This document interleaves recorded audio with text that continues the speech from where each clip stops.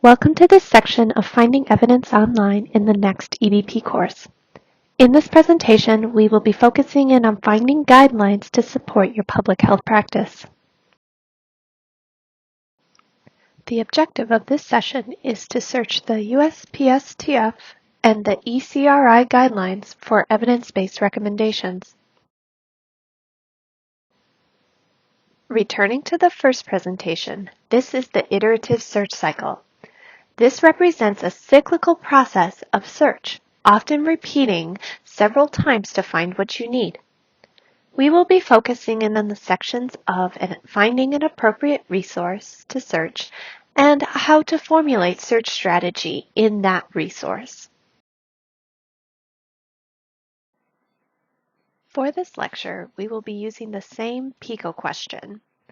Our P is high school students, our I is STI education via social media, our C is standard education, and our O is the decrease of risky behavior and incidence of STIs. When choosing your resource to search, it can be helpful to target one that will yield high levels of evidence. Returning to the evidence pyramid, we will be focused in on finding guidelines at the very top of the pyramid.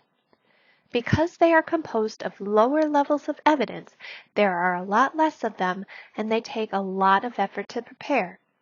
They are often produced by major health organizations or governmental agencies. To understand guidelines, having a definition and how they are used in practice can be helpful. They are a standard set of information based on scientific evidence of the effectiveness and efficiency of the best practices for addressing health problems commonly encountered in public health or clinical practice. Where such evidence is lacking, guidelines are sometimes based on the consensus opinion of experts. To produce a guideline, creators try to pull together the best available evidence to address the ranging health problems in a served population. When reviewing this form of evidence, make sure that there was an attempt to gather the evidence systematically versus trying to only base it on expert opinion. Please review the critical appraisal modules as part of the EBP course to find other ways to critically appraise guidelines. Before we focus on some of the specific resources, the team of experts have created a guide with resources for public health nursing evidence. To review the presented resources as well as sources for guidelines, please visit go.usc.edu/phnext. Now let's try some of the guideline resources to find evidence for our PICO question. The U.S. Preventative Services Task Force is an independent volunteer panel of national experts in disease prevention and evidence-based practice. The task force works to improve the health of all Americans by making evidence-based recommendations about clinical preventative services. Published recommendations are a synthesis of all levels of evidence and are assigned a grade to help providers decide implementation into practice for patients. Let's take a quick look at how to find guidelines from the USPSTF. Now that we're on the homepage of the U.S. Preventative Services Task Force, we can review their recommendations by using their menu to click on Published Recommendations. Here we see 101 hits for the published recommendations that they have available. You can search out using one of your PICO terms to search for a recommendation.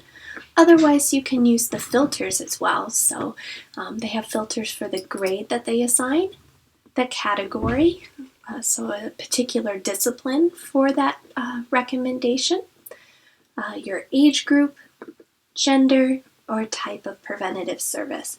So let's take a look at counseling, as that's one element of our PICO question. Here we have 18 hits, so a lot less recommendations to go through than the previous list. And just browsing through, you'll see at this top level, you have your sexually transmitted infection, behavioral counseling as one of your first hits, and it's highly relevant to our PICO question. So let's take a look at reviewing that statement. So I'm going to click on that, and it takes me to a recommendation statement. It is this webpage has 3 different areas for you to review for preventative service. So you have your recommendation summary, so very brief, the population, the recommendation that it's made, and the grade that's associated with that recommendation. You also have your clinical summary or your clinician summary, which you can expand and take a look at how to implement this into your setting. Finally, if you scroll all the way down, you have the full recommendation statement. So this gives you all of the information about how they put this recommendation together, how to implement it in your setting, and what difference it can make to your population. So when reading over a U.S. Preventative Services Task Force recommendation, take a look at the full recommendation to get the elements to do the critical appraisal. So with that, let's turn back to our other guidelines resources. The ECRI Guidelines Trust is a publicly available online repository of objective, evidence-based clinical practice guidelines content.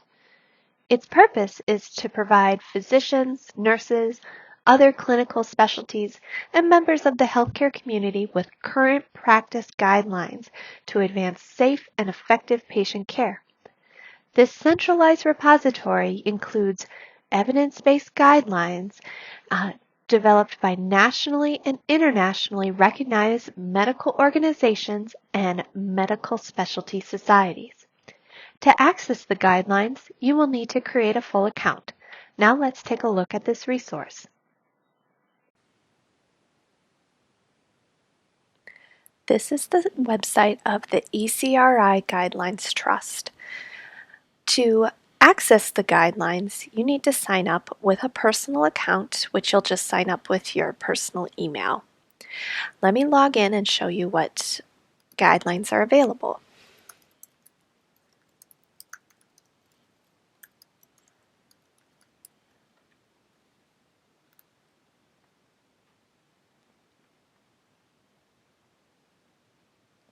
Now that I'm logged in, I can use the search box to find guidelines, or I can browse by the clinical area that I'm looking for.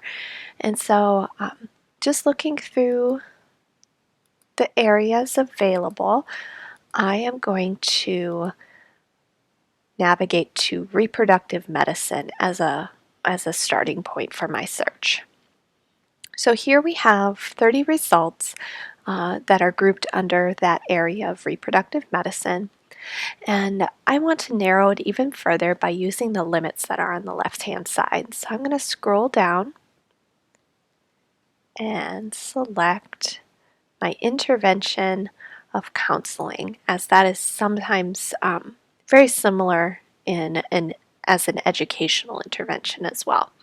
So of the 7 results, looking at the titles, I am not seeing something that is related to what I want to focus on for my PICO question. So I'm going to scroll back up to the top here and use the search box, and I'm going to seek out our problem of sexually transmitted infections,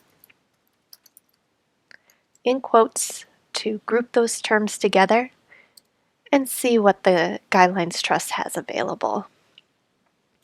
And here at the very top, you'll see that there's the USPSTF guideline that we looked at in our previous tutorial or our previous screenshot. And you see we have some others that might be applicable. And you'll see the WHO, you'll see Center for Disease Control and Prevention as sources. And here we have one that's on self-care interventions for health, on sexual reproduction health and rights. So I'm going to click on that. And that'll take me to a 180-page document where you can seek out if there's additional interventions for your adolescent population, or see if there's any interventions that focus in on social media that are reported in this guideline. So with that, I hope you find ECRI useful in finding guidelines, as well as we'll take a look at some other additional sources to find guidelines for your PICO question. While the previous resources are great starting places for guidelines, they are not the only sources for this high level of evidence.